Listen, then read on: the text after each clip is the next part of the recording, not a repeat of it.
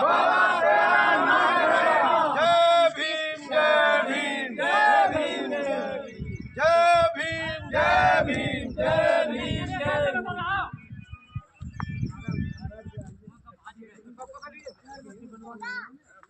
संदेश देना चाहिए कुछ जनता को? आज परम पूज्य संविधान निर्माता, हम सब पीडीए के भाग्य विधाता बाबा साहब की आज जयंती पर हम सबसे पहले उनके चरणों में अपना शीश नवाते हैं। और हमारा पूरा अछलदा क्षेत्र इस समय बाबा साहब की जयंती पे हर्ष उल्लास के साथ मना रहा है। और पूरा देश जिस तरीके से बाबा साहब ने संविधान में पिछड़े दलित अल्पसंख्यक से लेकर सभी को जो संविधान में उन्होंने जो व्यवस्था दी थी, आज उसी व्यवस्था की देन है जो आज हम आपके माइक पर बोलने के अधिकारी हैं। नहीं, अगर जो बाबा साहब नहीं होते तो ये संविधान में आज हमें बोलने का मौका नहीं मिलता। हम एक गरीब पिछड़े परिवार से आते हैं। बाबा साहब की देन थी कि बाबा साहब के दिए हुए संविधान से आज जो हमको मिल रहा है। और मेरी तरफ से पूरे क्षेत्रवासियों को और पूरे देश को बाबा साहब की जयंती पर सबको दिल की गहराइयों से मैं शुभकामनाएं और बधाई देता हूं। आशा करता हूं कि हमारे सभी बाबा साहब में आस्था रखने वाले सभी लोग इसी एक ताकत के साथ जुटे रहेंगे। जो बाबा साहब के संविधान को कुचलने की कोई कभी कोशिश करेगा तो हम सभी लोग कंधे से कंधा मिलाकर परम पूज्य बाबा साहब के संविधान को खत्म नहीं होने देंगे। अंबेडकर जयंती पर छछूद से अछलदा तक रैली। 14 अप्रैल को 135वीं जयंती पर निकाली गई शोभायात्रा। छछूंद औरैया 14 अप्रैल को डॉक्टर भीमराव अंबेडकर की 135वीं जयंती के अवसर पर छछूंद से अछलदा तक एक विशाल रैली का आयोजन किया गया। स्थानीय समुदाय ने संविधान निर्माता बाबा साहेब के सामाजिक न्याय और समानता के आदर्शों को याद करने के लिए यह आयोजन किया। इस रैली का आयोजन डॉक्टर BR अंबेडकर एकता शक्ति संगठन द्वारा किया गया। संगठन के संस्थापक अजय कुमार चौधरी, अध्यक्ष डॉ. सुखबीर सिंह, उपाध्यक्ष विवेक राव बौद्ध और प्रचारक प्रदीप कुमार एडवोकेट सहित कई प्रमुख सदस्य इसमें शामिल हुए। रैली सुबह 10 बजे छछूंद के अंबेडकर चौक से प्रारंभ हुई और शाम 4 बजे अछलदा पहुंची। इसमें सैकड़ों की संख्या में युवा, महिलाएं और ग्रामीण शामिल हुए। प्रतिभागी नीले झंडे, बैनर और डीजे के साथ जय भीम जय भारत के नारे लगाते हुए चल रहे थे। रैली के दौरान बाबा साहेब की प्रतिमा पर माल्यार्पण किया गया और भजन कीर्तन का आयोजन हुआ। दिबियापुर विधानसभा के स्थानीय नेता प्रदीप यादव और विनोद कुमार उर्फ कक्का ने संविधान की रक्षा तथा दलित ग्रामीण हितों पर अपने विचार व्यक्त किए। स्कूली बच्चों ने नुक्कड़ नाटक प्रस्तुत कर शिक्षा और एकता का संदेश दिया। सुरक्षा को देखते हुए अछलदा थाना प्रभारी सुरेश चंद्रा और सूचना विभाग से दीपक कुमार भी मौजूद रहे। पुलिस भारी बल के साथ तैनात रही। रैली का समापन अछलदा के अंबेडकर पार्क में एक सभा के साथ हुआ। इस अवसर पर बाबा साहेब के सपनों को साकार करने का संकल्प लिया गया। सभा में ग्रामीण विकास योजनाओं पर भी चर्चा हुई। छछूद में एक भंडारे का भी आयोजन किया गया, जिसने इस रैली को क्षेत्र में नमस्कार दोस्तों, मैं हूं मुकेश कुमार कटारिया। आप देख रहे हैं न्यूज सप्तक में चैनल में आपका स्वागत है। इस वक्त मैं आया हूं चिमकुनी में, जहां पे डॉक्टर भीमराव अंबेडकर पार्क में यहाँ मैं उपस्थित हूं। हमारे साथ मौजूद हैं हमारे डॉक्टर साहब जी। आइए जानते हैं डॉक्टर साहब से हम बात करेंगे, तो इनसे पूछेंगे आपके डॉक्टर साहब भीमराव अंबेडकर से आपने क्या विचार रखते हैं सर? मैं समाज को यही प्रेरणा देना चाहता हूं कि जो संविधान के द्वारा और अपने संघर्ष के द्वारा वंचित शोषित समाज और पूरे देश और विश्व को एक दुनिया का सबसे न्यारा और सबसे सशक्त संविधान देके गए हैं, जिसकी बदौलत हम आज अपनी आज़ादी के साथ जी सकते हैं, उठ बैठ सकते हैं और कोई भी अपना व्यवसाय कर सकते हैं। अपनी इच्छा अनुसार हम कहीं भी आ जा सकते हैं। और सबसे बड़ी बात है, हमारी उन्नति के लिए उन्होंने शिक्षा के द्वार जो खोले हैं वो बहुत बड़ा उनका योगदान है। और जो वो नारा देके गए हैं कि जय संगठित रहो और संघर्ष करो, उस रास्ते पे हमारे सभी देशवासियों को चलना चाहिए। और खासकर हमारी माँ बहनें जो घरों में रहती हैं, उनका कर्तव्य है कि बच्चों को बाबा साहब का ज्ञान अर्जित करके बच्चों में फैलाएं। समाज में किस स्तर से इस चीज पे प्रभाव पड़ा है, आप बता। देखिए, समाज में वैसे तो शोषित, वंचित और गरीब तबका जो था उसको बहुत ज़्यादा लाभ मिला है डॉक्टर बी.आर. अम्बेडकर के संघर्ष से और संविधान से। क्योंकि पहले क्या था कि एक मनुवादी नहीं कह सकते, लेकिन सामंतवादी प्रथा जरूर लागू थी, जिसमें कि राजा या जमींदार या जो सरमाएदार है या गांव का, वो उनको अपने तरीके से चलाता था, उनकी गुलामी तक करनी पड़ती थी। तो इन सब चीज़ों से समाज को छुटकारा मिला है। डॉक्टर भीमराव अंबेडकर की 135वीं जयंती पर छछून से अछलदा तक एक भव्य रैली निकाली गई। संविधान निर्माता बाबा साहेब के सामाजिक न्याय, समानता और दलित उत्थान के आदर्शों को जीवंत करने के लिए यह आयोजन किया गया। Doctor B R. अंबेडकर एकता शक्ति संगठन के तत्वावधान में हुई इस रैली में सैकड़ों युवा, महिलाएं और ग्रामीण शामिल हुए। संगठन के संस्थापक अजय कुमार चौधरी, अध्यक्ष डॉ. सुखबीर सिंह, उपाध्यक्ष विवेक राव बौद्ध और प्रचारक प्रदीप कुमार एडवोकेट ने नेतृत्व किया। रैली सुबह 10 बजे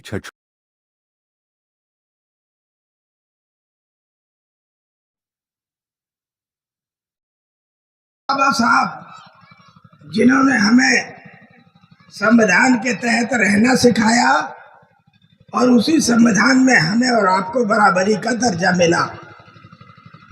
बाबा साहब ने जो आरक्षण दिया था, चाहे अनुसूचित जात का हो, चाहे पिछड़े वर्ग का हो, ये सब बाबा साहब की देन है। और आज उन्हीं की बदौलत हम और आप इस मुकाम पे पहुंचे हैं कि हम और आपका सबका सम्मान बढ़ गया। तो बाबा साहब ने खुद को परेशानी में उठाते हुए जब वो पढ़े थे, तब भी उन्हें स्कूल जाने की अनुमति नहीं थी। वो शुरू में जब विद्यालय में पढ़े, प्राइमरी विद्यालय में, तो किताब लेके बाहर बैठते थे, बाउंड्री के बाहर, अंदर उन्हें इजाजत नहीं थी।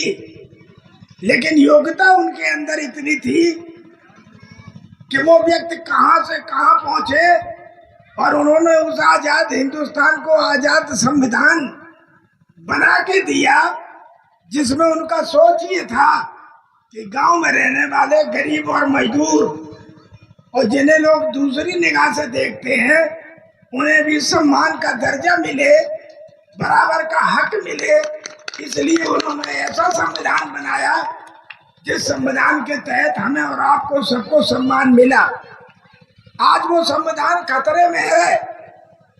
ये बेवकूफ तो बनाते, ये यहाँ तक करते हैं कि उन पदों पे गिनती के लिए अनुसूचित जाति या बैकवर्ड के लोगों को बिठा देते हैं, लेकिन आज भी उन्हें देखा उसी देश से जाता है।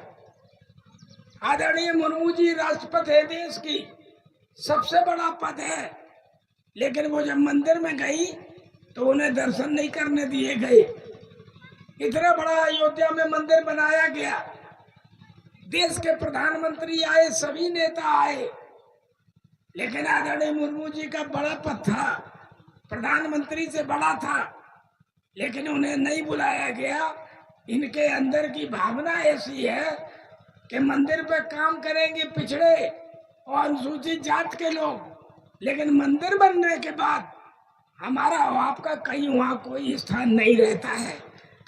तो ये जो भावना है, इस भावना को हमें और आपको समझना है। और सबसे बड़ी बात, हम पिछली जगह एक जगह बैठे थे, एक कार्यक्रम था, उन्होंने कहा कि 4 भागों में बांटा गया देश, मुख से ब्राह्मण, यहाँ से क्षत्रिय और ये वैश्य और कमर के नीचे शूद्र। तो हमने कहा जो कमर के नीचे शूद्र है, बैकवर्ड कहाँ चले गए? तो बैकवर्ड तो अपने आप उन शूद्रों में आ गए। तो इसलिए हम और आप अब सब एक हैं, लेकिन हम और आप जब एक रहते हैं तो इनके पेट में दर्द होने लगता है। जय जय जय जय जय भीम। खून के अंबेडकर चौक से शुरू हुई। प्रतिभागी नीले झंडे, बैनर और डीजे की थिरकन पर जय भीम, जय भारत, जय संविधान के उद्घोष लगाते हुए अछलदा की ओर बढ़े। मार्ग में बाबा साहेब की प्रतिमा पर माल्यार्पण कर भजन कीर्तन गाए गए।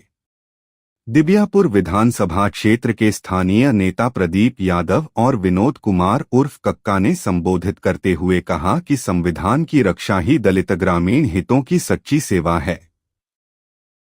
उन्होंने ग्रामीण विकास योजनाओं को मजबूत करने पर जोर दिया। स्कूली बच्चों ने नुक्कड़ नाटक के माध्यम से शिक्षा, एकता और बाबा साहेब के सपनों का संदेश दिया, जिसने उपस्थित जनों को भावुक कर दिया। सुरक्षा के पुख्ता इंतजाम थे। अछलदा थाना प्रभारी सुरेश चंद्रा और सूचना विभाग के एलआईओ दीपक कुमार मौजूद रहे। पुलिस ने भारी बलाबल के साथ तैनाती की, जिससे रैली शांतिपूर्ण रही। शाम 4 बजे अछलदा के अंबेडकर पार्क में पहुंची रैली का समापन एक विशाल सभा के साथ हुआ। सभा में बाबा साहेब के सपनों को साकार करने का सामूहिक संकल्प लिया गया। छछूंद में आयोजित भंडारे ने इस आयोजन को क्षेत्रीय एकता का प्रतीक बना दिया। स्थानीय ग्रामीणों ने इसे सामाजिक जागरण का उत्सव बताया। यह रैली छछूंद अछलदा क्षेत्र में बाबा साहेब के विचारों को मजबूत करने वाली साबित हुई। छछूंद से न्यूज सबतक के लिए कैमरामैन जयवीर सिंह के साथ संवाददाता मुकेश कुमार।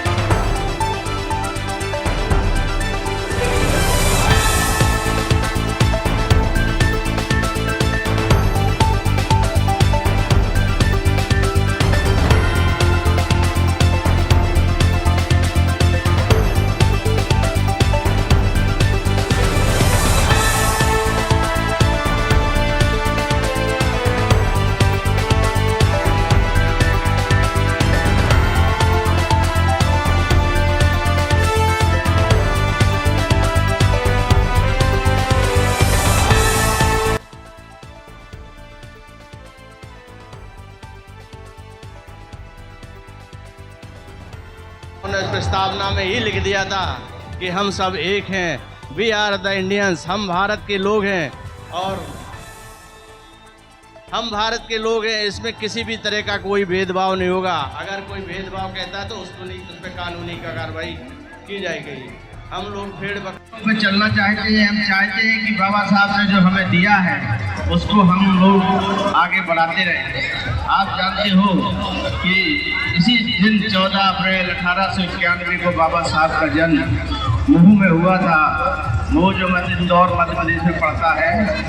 बाबा साहब ने अपनी शिक्षा भारत ही नहीं विदेश में साहब थे और बाबा साहब चाहते थे कि हमारा समाज शिक्षित हो, संघर्ष करे और संगठित रहे।